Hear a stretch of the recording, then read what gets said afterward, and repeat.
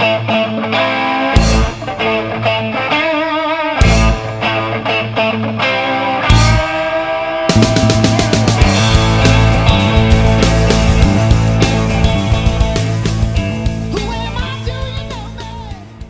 everybody, thanks for tuning in to Living in the Limelight, an Anton Scholl and Friends podcast where we discuss music from the artist and fan perspective. Thanks for listening and enjoy the show.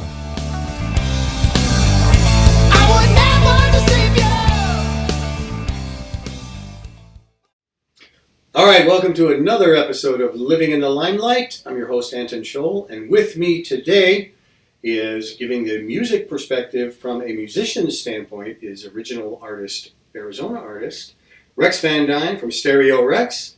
And for the fan perspective, we have Stephy Walker, who is now a content creator and just all-around music fan. Probably the ultimate in music fan that I've seen on Facebook recently. Fascinating, the shows that you go to, and we're going to talk about that.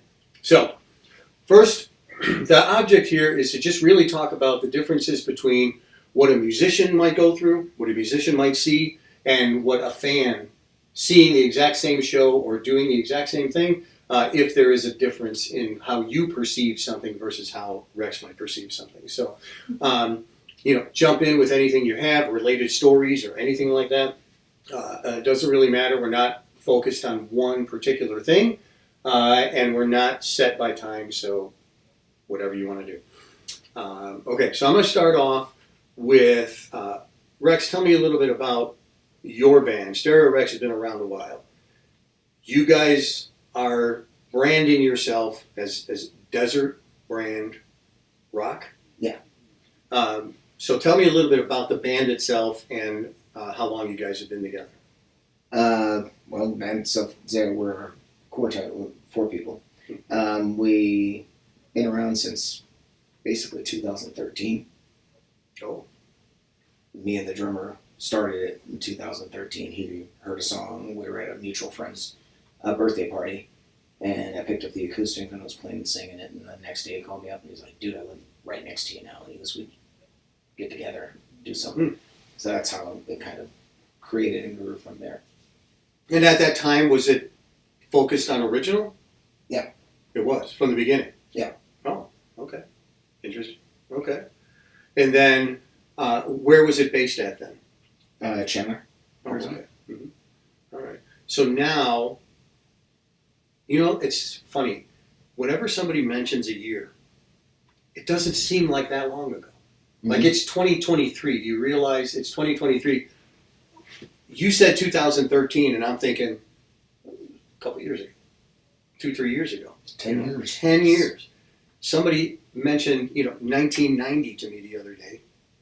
And I was like, that was recent. It seemed so recent, but yet so many years ago. So just, yeah. All right. So, anyway, now, with the music, it's just showing my age. I mean, I start thinking about things I used to do in the 70s. Right. And not realizing how long ago I was that born was. in the 70s.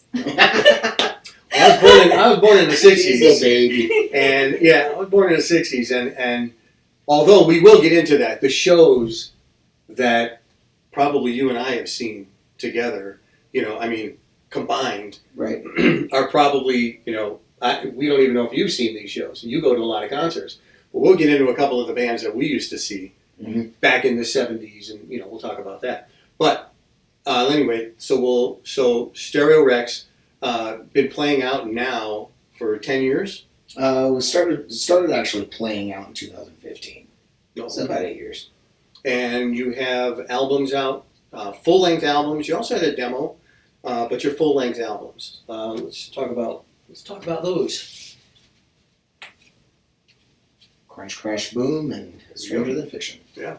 So I wanted to ask you a couple of quick questions on this, because when I first got this one, this was quite some time ago, I did want to ask you because of what's going on with the storm. Mm-hmm. So there's a story behind that. So talk about the storm on here, and then talk about the video that you did after with that real quick, so we can go over that. Well, the the song is basically about. I really hate. I'm the type of person I don't like talking about what the song is about because for a fan's perspective, you hear a song and you get a feeling, you get your thought, and if you find out what the real feeling is, it's almost like what the real meaning of it behind it is. It's almost like a crash on what you thought. It doesn't relate to what I wanted it to relate to. But basically, the song is about someone who cannot get out of the problems and the funk they're in. It's like they've got a cloud over them all the time. Totally relatable. They fell in through the storm. They just can't. They're in this constant storm, and they can't find the light, find the sun. So the video concepts that come up with those type of songs, does it match your concept of what you originally had in mind, or does the video concept change entirely when the video is created? It changes entirely because I'm the type of musician, singer, songwriter. I'm the type of person that I will write my songs, but when I go into the recording, I hand it to the producer. I have specifics that I want, but I'm not very picky. No, you can't do that. You can't change this. Oh, good. Because you got another perspective, and it usually puts a fresher look and a better sound. So it builds it up. In the same way with the videographer. They have an idea, they have a thought, unless it's way off base. Right. I go with that. And Paul, our drummer, is actually the main videographer for our songs. You let him fly with the ideas that he has? Whatever he wants to do, he does. And the storm was around for a long time. That song was for 5 years before we started doing the video. And Paul just had an idea of using a female singer and a rapper. He's halfway through it. And just had this concept that he wanted to do. And I said, go for it. Just make it your way. So we re-recorded it with the rapper, with the female singer. And then his version of the video. That's all in his head and what he wants. So now from your perspective, that's kind of the same what you guys were just starting to talk about. When you are interpreting or listening to a song, what are you listening to? Are you a lyrics person or are you more of a I'm definitely song? a lyrics person. Okay, so not the music in a sense, but the lyrics in general. Well, yeah. I mean, there are certain points in music, there are songs that I know that are my favorite lyrical or musical parts in it, but yeah, mostly the lyrics and just the sound, the overall sound. So then have you ever interpreted a song from years ago and years later you kind of realize what the words are, what the lyrics are? I think we've all done that. And then realize, oh, wait a minute. Yes, I think we've all done that. I can't think of anything. That's not the song, but okay, but that's happened. So yeah, I mean, music in itself is just about interpretation, and that interpretation will change over the years. What do you, as a concert goer, what do you believe may be involved in the writing of a song? I know a lot of people that write songs that I spend a lot of time with. So I know that they come from feeling, obviously. I mean, the best songs ever written usually come from heartbreak because there's the most feeling in there and you can't recreate that. So if you have this great album come out after you had a breakup, chances are you're never going to have another album like that. It's going to go to a different sound and a different feel. So, Alanis Morissette, Adele, yes. A lot of Journey songs, stuff like that, right? Something comes from that. And then you'll never get that sound again. But I think just life experience. I think songs are basically written on. Or somebody has just I wrote the music for it, and somebody has to make the words fit. Yeah. Well, so that happens a lot. Sure. Right. Well, now when you're writing, what comes first? Music. The music. And you write the music? Most of the songs I've written the music for, but you do that first. Yeah, we'll do that first.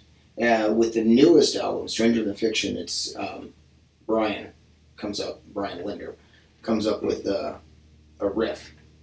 He'll have a riff or little pieces, Mhm. and it'll kind of catch a feeling or thought.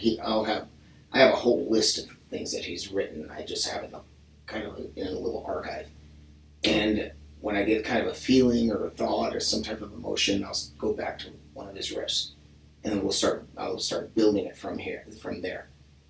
He writes the riff and I piece it together. Okay. And then where does the lyric, how do you get the lyric? Where does that feeling come from? Is it based on the music itself?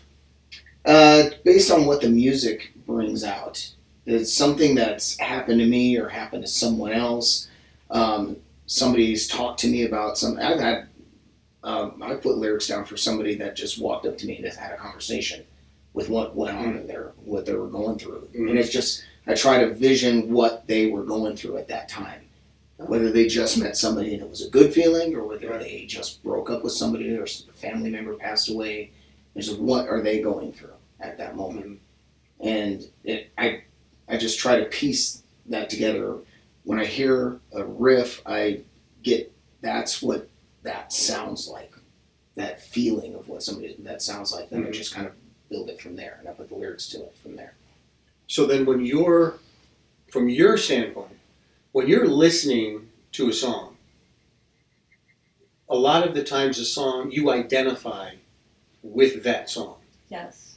So you're when you identify with those lyrics of the song, there's obviously, you don't know what went into making that song because you're hearing the end result. Mm-hmm. But I will tell you that if I know you hang around with a lot of musicians Mm-hmm. that that are very good friends of yours. And I don't know if you've ever been on a writing session before. No, but they keep telling me I was They close them out, right? They Mm-hmm. close out the writing sessions. They started with Yoko Ono.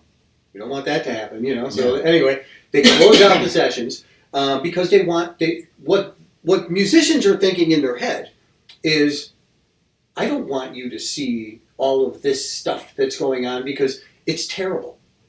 I'm writing something. I'm thinking about it. I want you to hear the end product, and I want you to hear it as good, right? I mean, isn't that how we feel? That we want our audience to listen to the main, the end of the end product, so they know it's good. But if you can talk somebody into getting you in on that writing process, the song becomes so much more fascinating. Even if it's not, identifies with you in anything, but when you hear now that finished song, it's like, give me the timeline, start to finish, on an average song. Some of them I know take 10 minutes. Yeah, I get that. Give me a basic timeline of like conception to recorded finish. conception to recorded finish can take up to a couple of years. Yeah. I've had songs that had literally taken 3 years to write, just to make sure, just to piece it the right way. The funny thing is my dad was my dad was country, my mom was rock and roll, but my dad used to write songs when I was a kid. We spent a lot of time like playing guitar and writing songs. Yeah. Oh, that's awesome. Yeah, so I was around a lot of that. Wow. Yeah. That's But awesome. you see the difference in how long it takes. We just want you to hear the finished product. Yeah. But if you can get in on the ground floor of the actual writing, it's fascinating. And I think it would really, opens people up to realizing what musicians go through, and the difference in changes. You hear a demo of a song before it's, when the person sends it to the band and says, "Here, this is the demo of the song." Completely different than what the end process, the end song is, because of your producing, because of all the things you're going through. Oh yeah. I'm around that too, so yeah. Right. It's completely Well, we've even had with the newest songs that are coming up, the newest single, "Let It Ride." The process of that one, it was written pretty quick. The lyrics were put in pretty quick, so we were like, okay, let's get in the studio and get the single out. Then we have Casey get a hold of it, our producer. Yeah. He gets a hold of it, and then he's putting layers and pieces. layers. turning it Gotta around. have the layers. Yeah. And then he's very good at rewording my lyrics. So I'll put lyrics down and he'll hear something different. Just changing a word can completely turn that song different. Yeah. And Okay. he'll go, his words are always, while I'm singing the song, he'll cut it off and he goes, are you married to that word, those lyrics? I'm like, what do you got? Yeah, love that line, yeah. No, come out here. That means I don't like that. Yeah. Doesn't sound good, let's change that. All right. So now, let's talk about some of the venues. You've been in Arizona how long now? 17 to 15. Wow, okay. And how long have you been? Years. Born and raised. You're born and raised in Arizona? Yeah. Okay. That's unusual to find. Most people are from somewhere else. I'm not. And wow, born and raised. That's great. Okay. Which means I've been to the Mason Jar. Oh, that's awesome. We played the music Did you play the Mason a Jar? lot. Really? A lot. My brother's a musician. He's a guitar player. Oh. So he's been playing guitar like my whole life. So he played the Mason Jar. Oh. Yeah. And with all this music around you, you've never picked up an instrument? I've tried. Oh, you did? I Didn't work out I well? could probably write songs, Hmm. but I'm more of a writer than I am. Like I don't have that. Hmm. I'm very creative, but I can't play an instrument. Okay. So let's talk about venues. Okay. What I want to try to do is kind of get to a place to where you've played and you've been to. And it's probably going to be something like the Marquee is probably going to be the most that I can think of. But I haven't been in a lot of the places out there. So let's talk about a couple of the places. What is the best venue in Arizona that you've played? The best venue in Arizona I played is Marquee. It is the Marquee. It is the Marquee Okay. Theater. And the best, now we're talking venue, not, we're not going to talk about the Staples Center or places like this. I mean, talking about just venues out here to see local bands. Local bands, well, the Marquee is like the Van Buren. Local bands don't really play at the Van Buren, but the Van Buren is about the same size as the Marquee. Yeah. I absolutely hate the Marquee. You hate them? I would absolutely choose never to go there again. Okay, see, now interesting. That's good. I want to hear it. That's Let's good. hear Yeah, it. exactly. Most of the Because people I know absolutely hate the Marquee. We just go there because the bands insist on playing there. so wait, you hate it as a fan? Yeah. As a person going to see a band. Yes. Now, why do you not like I it? haven't been there since pre-COVID because I absolutely will not go there unless it's somebody I'm dying to see. For what reason? It's expensive. It's hard getting in there. Just the staff, the service, everything. The environment. It's terrible. There's no place to sit in the entire place. Okay, now I know what you're going to say. So It actually is. Outside? No, if you tell them that I've had a few people that I can't go because my knee's killing me or something. So I'd call Tracy and say, got somebody with a bad knee. Is there a way? Put you up on the balcony. Yeah, but how many people are going to be able Injuries. to go to the balcony? You got to think about. There's about 300. You have to think It's about 300 people. your audience. Yeah. Your audience is most people our age. Yeah. And we don't want to stand for 3 or 4 hours Yeah, I get that. That is true. on a like this. Okay, so now why is it your best? And I think I know The what you're going to stage say. is cool.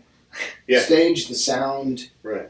actually the staff that takes care of the musicians, and the crowd, the audience, just the people that are always there. I have a better experience with most of the crowd when I'm there.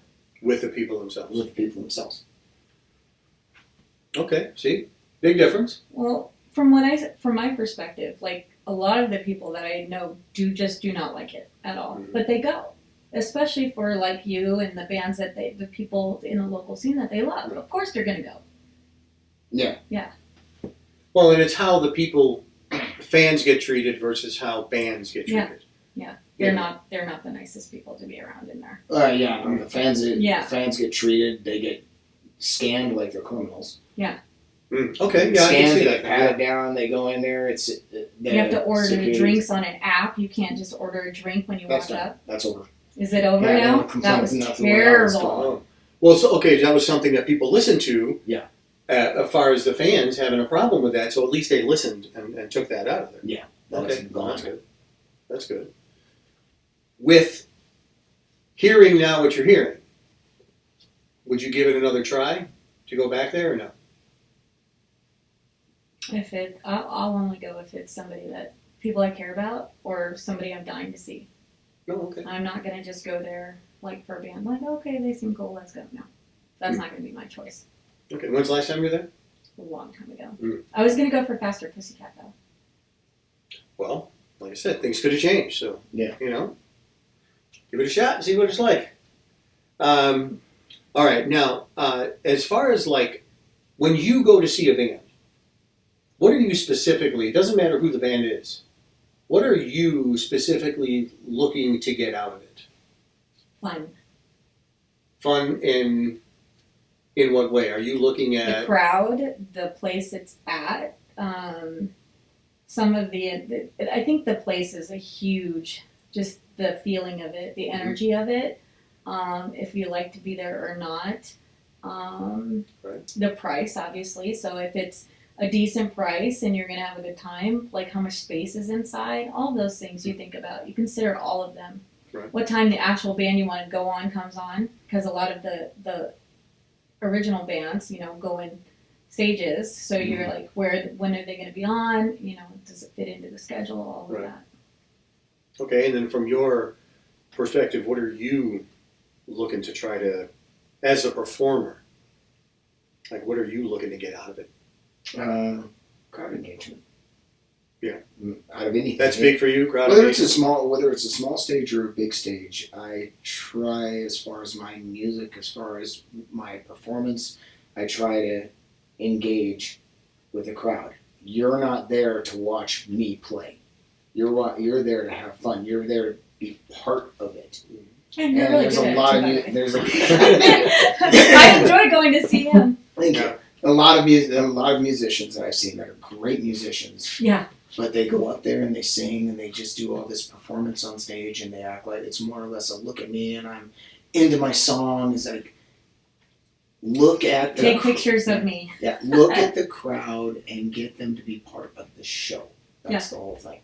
I don't care if it's I don't care if it's at the Little Gypsies Roadhouse that we played at before, to the Marquee Theater. I don't mind it. It's just get the crowd involved. That's all. That's the only thing I'm looking for is you walking out with a smile on your face saying, I can't wait to come back. Yeah. That's all of it. Exactly.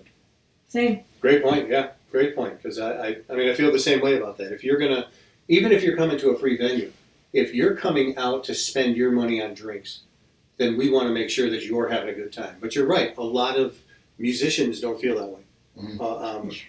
And so now that brings me up to my next thing, which is kind of a touchy subject, but it's only a touchy subject maybe on the band's perspective. But we'll see as far as a fan thinks. What do you think about this? So, a bar. We're going to talk about just bars. We're not going to talk about venues. So, there's plenty of bars out here where you can go and see a band. Okay? You book a show for you. You book a show at a band. You book a show with your band at a venue. What is your responsibility when it comes to getting people there? And how much responsibility do you put on yourself if you have a small crowd? If any. I'm not understanding. You understand? Okay, let me try to rephrase it. You get booked for a show, a band gets booked for a show. Okay? The bar is booking a band because they need to draw a crowd and they need to get people in there to buy their drinks. Mm-hmm. What happens if hardly anybody shows up? Have you been to a bar? Yes. And there's only been 10 people there. Yes. Or so, okay?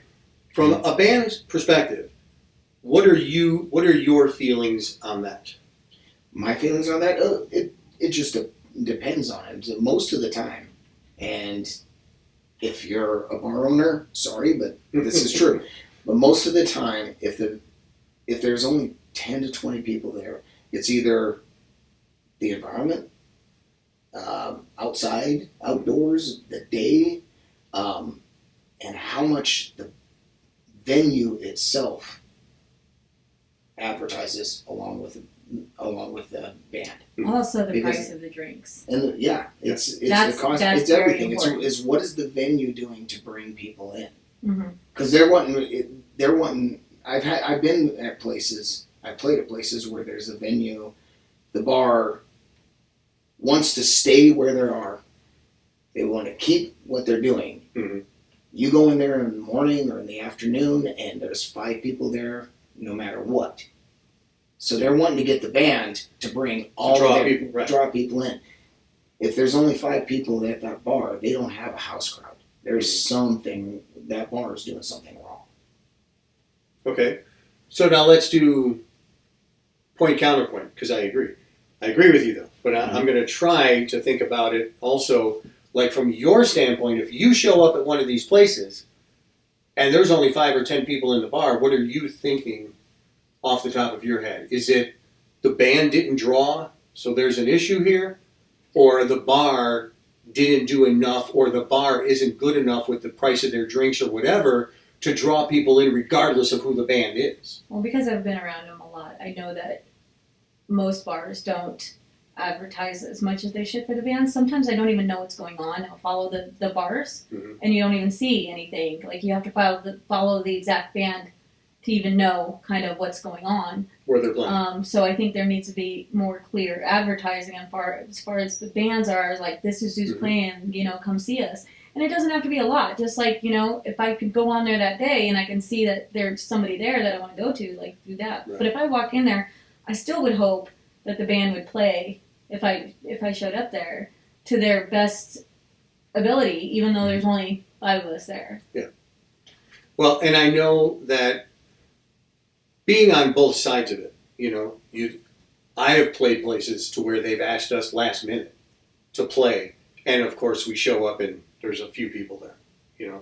That I don't look at as necessarily our fault, but we always do as much as we can to try to get as many people there as possible by advertising. You're very good at advertising. Yeah, yes. I know where his shows are. We all know where the Stereo Rex shows are. We get all that. So That's good, kudos though. to you for doing that and getting the fans to know where you're playing. But I do think that the bars do need to do a little more. I think the bar's attitude is, I'm going to pay you money. I'm not going to pay you $5,000 like I would pay a national act that may draw a bunch of people. I'm going to pay you a couple $100 to haul all your equipment there. You bring your own PA. You get up there and play, and you better bring people, because if I don't make the $300 to pay you or whatever it is I'm going to pay you for that night, I'm going to have a problem with you. And I have seen... I know exactly. Yeah, I have seen bar owners go to the band and say, I'm not paying you. Yeah. You didn't bring in what I'm supposed to be paying you at the bar. I've seen that a lot. I'm not even paying you. So you know that does happen. Yeah, it happens. And I personally, I don't think it's the fault of the band. I think that the bands... Did their job. I think if the bands did their job, I Yeah, guess that's also another thing. All bands out there, wherever they're playing, should do whatever they can to promote as much as they possibly can. 50% of it, the other 50% goes on the bar. Yeah. They really, and the bar also needs to do stuff not just for the band, but to bring the patrons in. Yeah, So like when a you drink go to a special bar- or something, Right, yeah. I think each band should have a signature drink Yeah. that they have. And so when you're going there, like, we can get the signature Yeah. drink, maybe it's $1 less than something else, and then we could go and have a good time. There's a lot of band gimmicks out there. I And haven't seen any. We'll throw a couple. We'll throw a couple ideas. Right. All right. I'm going to give the bands a couple of ideas. Okay. Here's what I used to do, and it really worked out well. It was not, we did it partly here in Arizona, but a lot of times in Chicago. The one thing that we would do is hold a 50-50 raffle, Yeah, those are fun. because a lot of the times the bands weren't getting paid a lot of money. So we would do a 50-50 raffle. So people would sell tickets, and we would have the wives or whoever was out there selling tickets, a fan of ours, would sell the tickets. And somebody in that bar is going to go home with $100 or their night's paid for or whatever. So it worked out every time for us, because we always took half of the money, and as the band, because we either weren't getting paid by the bar or they weren't paying much. And then somebody in the audience was going to go out with their night paid for. Mm-hmm. So it really works out well. So 50-50 raffles are a lot of fun. And we would also just give away other stuff too, CDs or whatever it is that we would, we would give away stuff like that. Another thing that we used to do here in Arizona, which was a lot of fun, and I'll have to show you guys a picture later that is on. It's on Facebook actually. But what we would do is in the break of the show, we would bring up a member of the audience who was usually somebody's birthday or some kind of something. We would have them come up on stage and we would mock playing, and we would put a guitar on them or put a mic in front of them, and they would get the most awesome rock and roll shots, without being a musician. And we did have somebody that we did in Scottsdale. It was his birthday, and I think he was 70th birthday or something like that. Got him up on stage, put a bass around him, and he jammed. I mean, we all just kind of mock singing, and the drummer was up there with the sticks, but he got the greatest picture ever. And I think that that's a good thing. Something like that. Also, the band has to interact. Yeah, absolutely. Right. Absolutely, 100%. You got to interact with people, right? And that's a big way to interact. Because there's a lot of people, some musicians that just turn their head, when you're walking by them, or And these are probably musicians who, feel that they're rock stars. I mean, let's face it. Are we? We know them. Right. Yes, we do probably know a lot of them between us. But we know we're not doing this for a living. Right. We got music out there. We have originals out there. I have originals out there. You have originals out there. Would it be the greatest thing in the world if we can do that for a living? Absolutely. Of course, that'd be our dream. But we know that at this point in time, we're out there to do it for the love of the music, for the fun of it, for doing it. Because I got to tell you, you may not realize this, but like he was saying, it could take years to get a song from beginning to end. You've probably written 50 songs or so. I mean, how many songs? Probably more than that. Yeah, probably more than that. Imagine the time involved to do all of that. It's crazy. All right, so now speaking of songs, give me a song that you wish you wrote. A song that I wish I wrote? Yeah. It really just sticks in. That sounds like, and it's got to sound like a Stereo Rex type of song, Not because it was so popular that, I wish I wrote that because it became, the best-selling song ever. A song that you wrote, popular song, that you would have liked to have written. That's going to take a few minutes. Ask a few other questions. Oh, okay. A few minutes. All right. I got to think about that one. Because there's a lot of songs that... What resonates with you? That's the point. There's a lot of songs that... Who would be the artist that you would be thinking? I don't... And that's the funny thing about it, is because I don't have a favorite artist, a favorite song, a favorite band. Most musicians say that, by the way.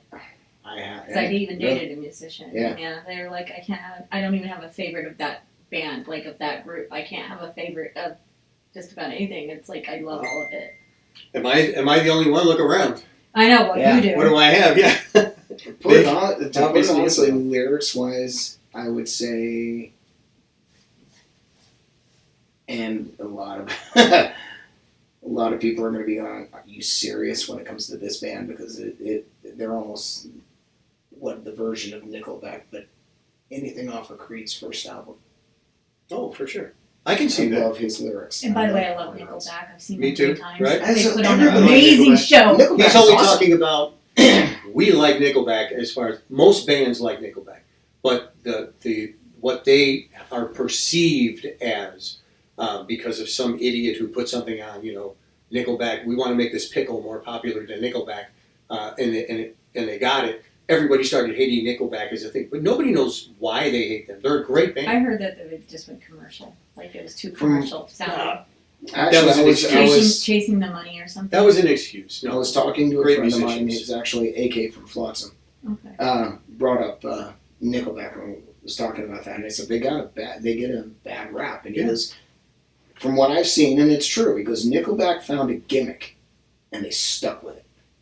Because none of the songs waver off different. They found what fits and what got their crowd, and they stick with it. You know, that's what drives their shows, musicians away. Yeah. Their shows are amazing. Amazing. They are so good. They're great musicians.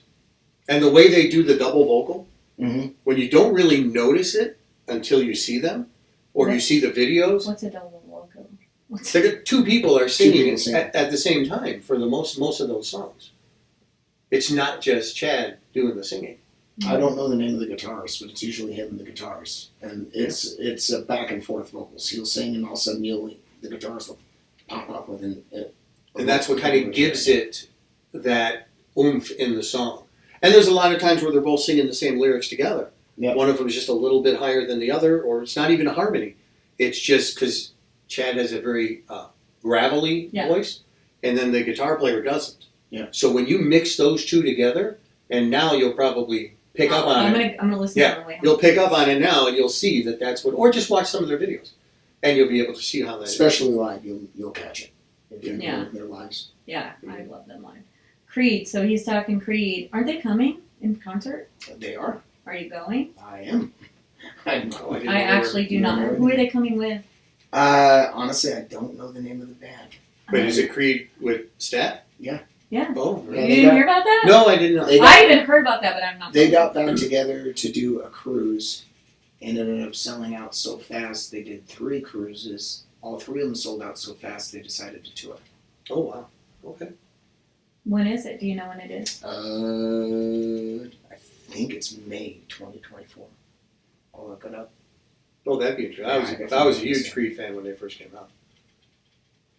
You know, I heard something the other day, and I was watching an interview with Scott Stapp, and somebody had said something about, you know, you're one of the best Christian bands out there. And he was like, well, that's not what we're supposed to be. You know, a lot of people look at, if they look at Creed as Christian rock. I did not know that. Well, yeah, they do, but the band hated that.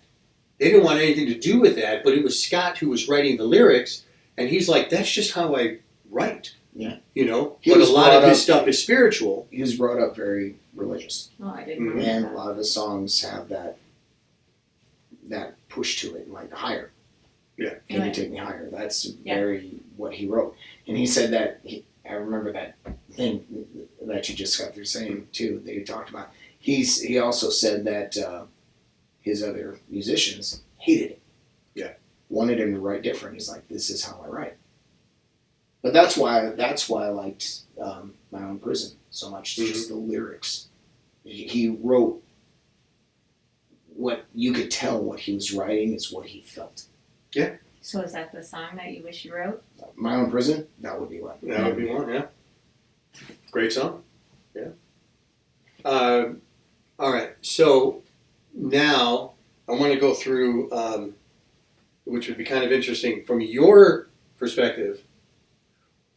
If you could build your ideal band, who would be your musicians? So, singer, we'll just do basic. Singer, bass player, guitar player, drummer. Guitar player would be Nuno Bettencourt. Oh, okay. I'm starting there Yeah. because I just don't think they're getting better than that. Let's see, drummer. Alive or dead, by the way. That's what. Oh, I was just gonna say Yeah. Neil Peart. Okay. Drummer, Nuno Bettencourt. Let's see, bass player. I'm not familiar. Oh, he's not that great though. Nikki Sixx. He's just cute. Hey, that's okay. It works for you. That works, right? If that would be your ideal band. I don't know if he'd sound as great as everybody else, but he's Right. he's cute. Okay, I'm saving the singers for Singer. last because they're my favorite part. Yeah. Let's see. Favorite singer. I don't know. So many to choose from. Well, Tom Petty just wouldn't fit in that band, but I love Tom Petty. So I'm trying to circle around to like my favorite voice. My favorite voice ever is the guy from Train. Oh, okay. Yeah. And that guy's great. His voice, I forget his Yeah. name. I usually know his name. I can't think of it right now, but I don't know how he'd fit in there either. So he'd probably have to go with a rock and roll voice. Of who? David Lee Roth. Early days. Early days. I had to throw that Not in there. Dave now. No. Not weird Dave. Yeah, Right. no. Like early 80s, David Lee Roth. Okay. Now your side. Drummer, I would say Scott Rockenfield. Where's he? Queensrÿche. Oh, okay. Is he the original drummer? Yeah. Okay. So Queensrÿche. Okay, go. Good. Guitarist, I have to go with you on that one. Neil Bettencourt. Really? He's He's at the top of his game. He's bomb. Great. I'm not arguing. Great guitar player. I just, with all of the guitar players out there, He's, with Eddie Van Halen, Jimmy Page, all of these people, that would be Maybe would be the Prince. one. maybe Prince. Prince, great concert. I saw that live. Yeah, he's good too. Excellent. What I like about Neil Bettencourt is he's taken Eddie Van Halen, he's taken Hendrix, and he's made those his own. He found a niche, especially the new album. Oh yeah, He just created this niche. You're listening to it, and he does what Eddie Van Halen used to do with me when I listen to it. It just kind of like sucks you into it. The guitar is just Have you seen him live? No. Well, that would change your mind. Oh, I'm not. Believe me, I'm not arguing. have I you know seen him him as a live? guitar player. Yes. It's amazing. He's amazing. Absolutely mind blowing. That good. All right, bass player. Billy Sheehan. Oh, Yeah. very nice. I might agree with that. Okay, very good. And I'm super cute. this one's going to be kind of an off one with me, vocalist wise, just because I've been listening to him a lot lately, and I just like his grit. Is John Corabi. Oh yeah. Interesting. That is very interesting. Well, people would argue that the album for Motley Crue that came out with Corabi was one of their best albums. They're not going to say that in front of people, I don't know if I'd say but that. they would. But you have to think about Vince Neil now versus what Vince Neil was at the time. And at the time, when this album came out, people really enjoyed Corabi's voice. He's a great singer. But it wasn't Motley Crue. That's the thing that people didn't like. It wasn't Motley Crue. Okay? The same. Now, obviously, with Van Halen, that was a big change. But that made it. You know, when it went from David Lee Roth to Sammy Hagar, there was a big change. But even though they may have lost a lot of fans from that era, they gained a lot of fans as new people, as a new perspective from the people, and it changed, but the band continued. They really soared and even got Sammy Hagar into a new was thing. more melodic with his thing. David, the earlier songs made no sense, but they were fun. Right. Dave was crazy. That was the difference in the music itself. David Lee Roth was one of my favorite concert solo I've ever seen. Well, the thing about it with me, if you look at Van Halen with David Lee Roth and Sammy Hagar, there were two different bands, but they kept the Van Halen sound and they built it. Yeah. With Motley, the guitars, the drums, you could tell. But when you added the keyboards, it totally took it from what it was to something now. Yeah, but you could tell it was, the whole difference is you could tell it was Van Halen. But that wasn't Sammy. That was Eddie who wanted Eddie, to do that. Yeah. And Eddie did it with 1984. He started the keyboards Did in he? 1984. I'll have to listen to that. It's been a while. Well, when Jump came was all out, keyboard. Jump was all the keyboard. majority of Jump was keyboards. You're right. And that's how it got started. But you could tell it was Van Halen. Yeah. As far as Motley Crue goes, that was a different band. That's what I'm saying. Because It Motley wasn't Crue was accepted. just a dirty, gritty, sloppy rock band that was fun live. Yeah. Then they put John Corabi in it. Musicianship completely changed too. So it was a completely different band. It's tight. Like, that's not Motley Crue. And that's why it didn't work well. But a lot of people, took it out. Well, let's go back to Van Halen. When they brought in Sharon to do that for that small part, people just didn't accept it. It was not acceptable. We don't want this. We're not doing it. Stand to our we're going to stand our ground. And that's what the Motley Crue people did. Yep. But Corabi's. But that was great also, vocals. if you listen to that album with Sharon, the musicianship also changed. Yeah. It didn't sound like Van Gary Halen. Sharon did not fit in there at all. Yeah. Right. But Exactly. I changed the singer to Eric Grunwald, Who's that? the Oh, singer of Skid Row. The new singer. Oh, Skid the Row. new singer. Yeah. Oh, okay, yeah. Goofy, skinny kid, but man, that guy can can sing. Sing! Oh, yeah. That would fit perfect Holy in cow, my the band. guy's got My band. pipes. Well, That would fit. all right. I think we have to look at that then, because did he come from like the Rockstar movie where he was in a tribute band and he was singing these types of songs, or American Idol. is that just Was it? him? Yeah, he was in American Idol. Wasn't it a different country though? Yeah. Yeah, because he's from a different country, so it was a different he's country from- than American he- Idol. It was like European Idol or something. It was like Oh, yeah. American Idol style. Yeah, style. he's That's how they got him. But into Skid Row? Yep. Type of thing? Or was he like a Skid Row tribute type No. of no, thing? he was in No, that. that- He it was was- in that band. What was that band? Heat, I think. Before this, Oh, was he? yeah, No, I didn't he know. was a singer of Heat, Hmm. and then he got cancer. And he almost died. He had some type of leukemia. Came back, and now he's the singer of Skid Row. Wow. Well, because I think I look back at things like I'm a huge Journey. fan. Like Yeah. when Journey, when Steve Perry left Journey, you couldn't go on without somebody who didn't sound like Steve Perry. Right. It wasn't Journey, and there would have been no way that if anybody else came in, it would have sounded right. So they had to get somebody who sounded I remember him to move. I remember my brother's like showed me this video the very first time he showed me at Warnell. He's like, listen to this, watch this, and I was like, no, and I was like, holy moly, Like it sounds. yeah, but it's just not the same stuff. No, it's definitely not the same. It's just not the same. Right. And a lot of people really don't accept that. Yeah. Without the voice they call Steve Perry, then it's certainly not the same. But okay, so now I see all of those. So your singer would be John Corabi. Yeah. In that. Great bands. That'd be something I'd like to see. Both of them. I'd go see both of those groups. I think it'd be awesome.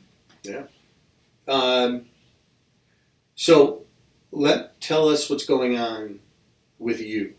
You're working on. You're kind of going into this motorcycle thing, right? You're kind of. Are you switching over? What is the? Explain first when we talk about Desert Brand Rock. Okay. Kind of explain that, and now you're kind of going into motorcycle type theme of. Is that just for a song, or is that where the band is headed? Which way is the band headed? It's just for the song, basically. Give you a quick rundown as we brought in a second guitarist, and he wrote that song and a couple other ones, and we've been working on those for a while. After a while, situations happened where he's no longer in the band. He left, but he did give us those songs. Oh. He goes, I wrote these for Stereo Rex. They're yours. So we're doing that with Great. him as the songwriter for those 3 songs. I got 2 more that are in the studio that we decided we're going, instead of going and waiting years and coming out with an album, just saying here's all the songs. Mhm. We're gonna write and release a couple of songs, keep things fresh. Every couple of months, so you'll hear a new song from us. And then when it comes out to we have enough songs, we'll put it into an album and then go from there. But as far as Desert Brand Rock, if you just, even all the songs, if you listen to it, it has an Arizona feel to it. If you think about it, if you listen to the songs, it just has an Arizona feel to it. So that's why we came up with Desert Brand Rock. Mm-hmm. Desert Rock is actually a style of music, and it's kind of what we lean into if you listen to our music. What we're doing is, like I said, we're writing, putting out songs every couple of months. We've got a final show coming up on the 26th. It is with we do covers and mix of originals with it. We're going to be playing at Catching Flights in Gilbert. I've been there once. It's a pretty fun place. When is that? January 26th. I think I'm going to be in Tucson. I'm going to see the M3 show. Do you know that? Oh yeah, the M3 Festival. The M3 thing. So I'm going to stay a couple days up there. But we're taking time off, and we're taking time just slowing down a bit just to write and get more songs out and keeping it fresh. Good. But we don't. Let It Ride has a lot of it. I tend to lean, if you listen to how I'm writing, my writing abilities and the way I sing, I tend to lean more towards the Southern rock. And Let It Ride, actually, the song kind of really veered that way, so it was really easy for me to write the lyrics to. And the beginning of that video is going to be pretty cool, or is that just in the video where they're filming the bike? Yeah, that's going to be in the video. That was really cool. And that's you riding the bike. That's me riding the bike. That's cool. Yeah, How I do you saw do that? Like, how do you catch that? Like, I was watching it. Paul is very good at that. We were in Maricopa, driving down the back roads in Maricopa. And basically we had Paul driving, had the camera guy in the back of the truck with the tailgate down, hanging on. Really? While I was riding. The whole Because I was like, how do they do that? Yeah. Nice. And another guy behind him, and he had a cover over the camera guy's face, so there wouldn't be any sun shining in the thing. So he's covering so he can see what I'm doing, and they're leaning, and I'm like, they're gonna hit a bump and they're gonna bounce out of that truck. Wow. See, so much involved in getting a shot. Well, I knew that when I saw it. I'm like, Yeah. that must have been like really intense. Yep, they were kind of leaning out and making sure there were no cars because they were on this side of the road and I was on this side of the road to make sure there was a shot and we're going that same way. So now I got to ask you, because this is it's important to us in a sense as musicians. Do you, as a listener, where do you listen to music from? Do you purchase music? Do you stream music? What do you do as a music fan? Well, I was purchasing like through YouTube, but you could purchase, so you have it in your phone no matter what. But I just stream. It's just so much easier just to stream these days. Yeah. It is easier. Where do you stream? You know, I just added Spotify this year. I had never listened to Spotify in my life. Oh. I used to listen to iTunes forever because I'm old school and Pandora. Mm-hmm. And now it's Spotify and Amazon Music. Okay. Now, well, and obviously you'll listen to this podcast, I assume. Where's this So podcast? it'll be on Spotify. Yeah. Spotify. Well, yeah, I just now became a Spotify. And Amazon. I'm starting to. It'll be on Amazon Music also. But yeah, so the reason that I ask is because as a musician, we put our songs out there. And we put our songs out to be put on Spotify, Amazon, all of these. I mean, we're probably on 100 different streaming sites, some of which we've never even heard of because the people that we use to put our songs out there, they put them on all of these different formats. The number of streams to get paid is unreal. Mm-hmm. I think you have to stream 1,000 times to get a portion of a penny. Mm-hmm. I have a very good musician friend who has his stuff, and he tells me about it. Yeah. Yeah. He has an album out too. It's amazing how so much music is out there, but trying to get people to add you to their playlists is important. That's probably the big thing that I would say to you as a music fan, that if you are going to stream artists, then put them on a playlist. If you have a playlist that people listen to while they're working, whatever they're doing, and I'll say that to certainly everybody out there, get us on your playlist because that's a big deal. They should tell, because I didn't know that really. So you should, they, as the bands and stuff, should tell us that. Well, and I think, you know what? That brings up another issue because I know that I've done that 100 times. I've seen you guys do it. You talk about, hey, watch or check us on Spotify or stream our music, this and that. I don't see the YouTube stuff.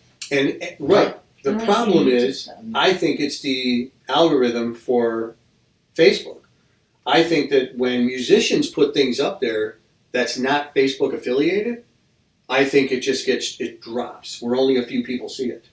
Even if you're following, and you're a content creator, and I don't know that much about it, but from what I've seen, if I post a picture of my dogs, I'll get 100 likes and I'll get people talking about it. If I post something that says, follow me on Spotify, and here's the link, Yeah. I'll get 2 or 3 likes. Yep. Or something like that. Happens every time. Right. If I put a picture of my granddaughter on there, I got like 30 likes. Yeah. Right away. Because everybody sees it. Because they put in let video it of the go. band, nothing. Right. Nothing. And that's a frustrating thing. So that's why we need to get out there as musicians to say, look, you know, we ain't making anything off of this. We're not going to make a ton of money off of it, but it'd be nice to be on playlists and, you know, and be able to get out there and get a couple of these streams going and, you know, make a couple pennies. Kind of makes us feel good to, It's more about teaching get that the back. consumers. yeah. Knowing your audience, teaching consumers, because we don't know this. Right. I mean, we're aware of it kind of, you know, in the background of stuff, but we're not really. Yeah. Yeah. There's a lot of it too. I put it down every time. Like, comment, please comment. Would love to hear what you have to say. Nobody comments. Right. The way that they work, it happens in TikTok, it happens on Facebook. The more somebody likes it and the more somebody comments, the more it opens up the doors and goes to more people. Didn't I tell you? You told me that. Yeah, I told you. Comments to that. I You know have right. to, Like because comment. it expands your, what is that called? It's The called reach. The reach and the... And the algorithm changes, right. Yeah, so you have to respond to everything, even if it's the littlest thing. You respond to it, it'll jump. And that's It'll how put it things back go in, It'll viral. put it back into the stuff. Now, is it likes or is it comments? Mostly comments. Well, yeah, comments. Well, the likes will go there, but the comments are what puts it back into people's newsfeed. Like if somebody comments, it's just that it'll pop back up a little bit. But if he comments back and there's a couple things said, it's going higher and higher up into the people's feed. So then that's what we need. That's what you need. I've learned a lot from this, so. And it doesn't cost anything to do. So if anybody sees anything of a musician or a creator that you like, know that just comment. Just even if you commented, wow, that's awesome. Mm-hmm. It's something that starts the clock again and pushes it. Mm-hmm. And that's how things go viral. Everybody's commenting on it, everybody's pushing it, and that's the kind of thing, you too. You can even have Tell your friends. Yeah, you can have your friends comment on your stuff. Do reels. Put some of your music on reels and get those going, because reels are the fastest way to get something to go. And it doesn't matter. You can have somebody, just write something on there, and it'll keep putting it into the thing, so it'll reach more and more people. Yeah. Right. Well, we have reached a lot past normal time, which is great. I know that I can keep going for quite some time, but I would love to have you guys back because there's a lot we did not discuss. I said before this interview started, is that between the two of you, I have so much to talk about, and so many more things. We want to talk about Chicago. We want to talk about your family. We want to talk about the Eddie Money thing. We want to talk about a whole lot of stuff, and I'd love for you to come back and we can do another one of these if you don't mind. And certainly having you back as a perfect side, to that, especially getting these perspectives of what you see as a musician, or what he sees as a musician, and what you see as a fan. Now, musicians and fans can work together to say, how can we make this the perfect show? Right. We need to be able to help musicians, and the musicians need to be able to help the fans. Now, if we could just get these borrowers. We also need to get the musicians building up other musicians and going out to see them. Because a lot of times when people play, they don't want to go out and see other people play because they're like, I already played, I don't want to go out. No, you have to go support each other. It's a big thing. Yep. Yeah. It's not, a lot of them look at it as competition. And it's not competition. It shouldn't be competition. Right. No. You work together. Yes. Right. Yes. And, I've gone up on stage and sang a song with you. I've gone on stage and sang songs with you. Yeah. Although I didn't realize you guys were in E flat. No. That's a whole other story. No, we're not E flat, we're D. Oh, now you're down to D. We've always been. You've always been D? We've always been full step down. Not half. It makes me go up there to sing Led Zeppelin, which I have a high voice, and he's in D. And I'm like, what? This ain't sounding right. Something's wrong. I know I can sing this. I did that to Ken Ronk too. Oh, He's like, this isn't right. And I said, we're full step down. He's like, oh. Yeah. That's pretty good. See, Okay. and I would never probably even notice that. Right. Well, and that's the last question. That's the last question that I want to ask you real quick, because this is something that I know is pretty funny, and from a musician standpoint, we get this a lot. But the last concert that you went to, regardless of who it was, whether it was Friday's show or whatever concert it was, okay, how many mistakes did you count that the musicians did in the whole show? None. The last show you did, how many mistakes were you in the back of your head? Were you going, that wasn't it, we got to do this? Throw out a number. What do you think? That's the whole band. Like, mistakes. Probably about half. Half the show? Half the songs? Half the songs? Yeah. I'm like, that was off. It's either the drummer Paul hit an off beat, or he dropped a beat, or the bass player hit a quick wrong note, Mm-hmm. the guitarist slid, or my voice went and popped that. Nobody Right. noticed, but I could feel it. The only time I notice is when the singer is off.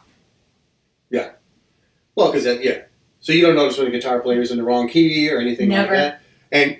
And I have to say, and I'll say this to everybody, okay, that for a musician can ruin a show, and we as musicians have to stop worrying about that. Right. There are so many things out there.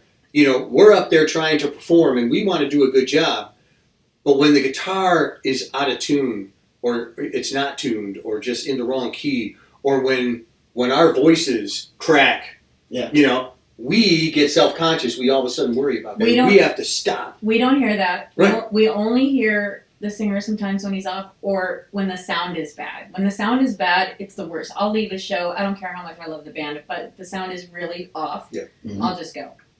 Right. So Yep, I agree with that. you always worth it to get a good sound man. Oh yeah, for sure.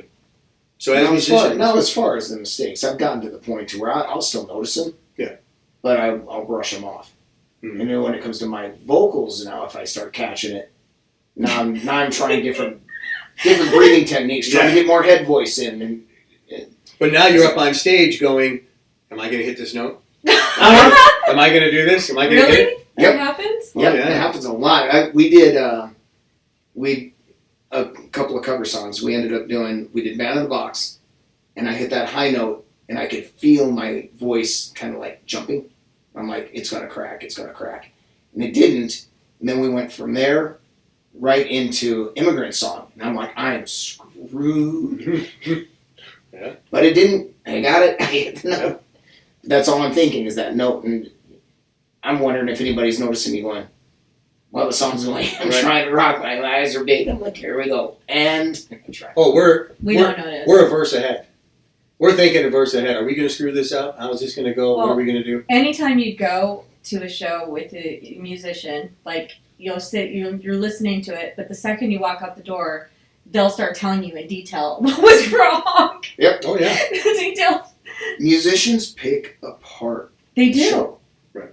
And Every single one. I'm like, why? I didn't hear it. And I can see that for the integrity of the music. I get that, but you know what? You're there to make you happy, Mm-hmm. and as long as you're happy with it, Yeah. then it couldn't have been that bad. Yeah, just keep You know? going. Never ever Right. acknowledge it. And what you perceive to be a horrendous, awful thing isn't. right. And that's the thing that a lot of people have to, because you get upset on stage, and that screws your whole night. If you get upset at yourself, or you get upset at your guitar player or bass player or drummer, we for do screwing up, notice that. Yeah. We do notice. Then you notice. Yeah, Yeah. then we notice. If Yeah. you like the guitar player gives a snarky look or something, That or do not. you It's notice part- notice that. It's my daughter. She was. Both of my daughters actually were in dance, and that was one of the things that I saw on the door when you walked into the dance studio. If you trip, make it part of the show. Yeah. And it just sticks in your head. If somebody Yeah. makes a mistake, it's part of the show. Don't even look. Just Because Smile if and you keep going. acknowledge it, Right. Yeah. then we're like, what's that about? or I laugh. If it's something really bad, I'll look at Paul and I'll go, And he does it to me. If my voice pops, he'll actually There's shows laugh. where we're If my at. voice cracks where it's noticeable, Oh yeah. he'll make the sound. There's shows we're at where you could the singer misses a whole verse, and you're like, he's totally in a different verse, and you're like, what just happened? Yeah. I've done that. Yeah. We've all done it. I've done it so bad to a point of the song that I wrote, completely forget the verse, to the point to where I'm like, wait, stop. Yep. Let's try this again. Where I've seen it where the whole band is looking around like, what Yeah. just happened? Where are we? Well, Like, and- what's going And by on? the way, yeah, we do forget our own lyrics. There's a Wow. lot of times where we forget our own lyrics. We wrote them, but we forget them. And I know that one time, a lot of our songs start out with the same rhythm, you know, and they're waiting for the vocalist to come in. I have had on stage, I could not remember the first word, the first line of the song. And the song is playing and playing and playing, and they're not, and they're waiting for me to come in. And I'm like turning around and I'm like, I forgot the words. And everybody just starts laughing, you know? And then I think when your mind calms down, it pops right in. But when you get frustrated over it, I've it's seen that never too. going to Listen to end, the and song then and you're you like, start seeing Shouldn't it. they have started already? Yeah. And you're like waiting. Yep, and then, Yeah. like I said, that was the time that there was no way I was going to remember it or get it, so I just made fun of it. Wait, stop! I forgot the words. Yeah. And everybody laughs, and then we started over and had fun. See, Yeah. we don't That's think, much better. Yeah. but we don't think in our heads that, hey, this is an original song and nobody really knows what the lyrics are. I can make something up right now, but we don't think that way. We don't think that quickly. You know, I could say whatever I want. They're not going to know as long as I come in. But we don't. We want to get the song right. We want to know what it is. And now we're frustrated and irritated. And it moves forward. So we have to kind of make fun of ourselves. You know, we have to play it off. And because the one thing we don't want it to do is show on you that we're irritated. Oh yeah. Because That's then the that worst. is the When worst. there's frustration in the band on stage, you feel it as somebody Tension in the from the audience. stage goes out You to feel everybody it. You 100% feel it. Yep, tension from the stage goes out to the And audience. it just makes you Yeah. like tense. Yep. Like this is not fun anymore. Absolutely. Lesson learned from both sides. All right. We're going to cut this one. I hope you guys can come back because I'd really love to have you back. I know it's a long way out here, but I do appreciate you guys coming out, you being on the other side of the world. But I certainly do appreciate it. It's been a long time coming. I think we've been trying to do this for a month or so or longer. But I do appreciate you coming. So Rex, Steffi, thank you guys for coming out here. Thank you. Appreciate it. And all of you, make sure you are listening to the podcast and look on Spotify. Check us out, especially Rex and Stereo Rex. And then also, you know, hey, if you're in the neighborhood, check me out too. You know, I'm on there. But Look me up on Facebook, Stephy Walker. Yep, That's right. that's right. So look us all up and be part of our little fun. All right. So thank you. Have a great night. Thank you. Thank you. Thank you for joining our Living in the Limelight podcast with your host, Anton Scholl. Please feel free to comment, like, follow, share, and subscribe. And also add us to your playlist on your favorite streaming sites. Thanks again for joining, and we'll talk to you again next week.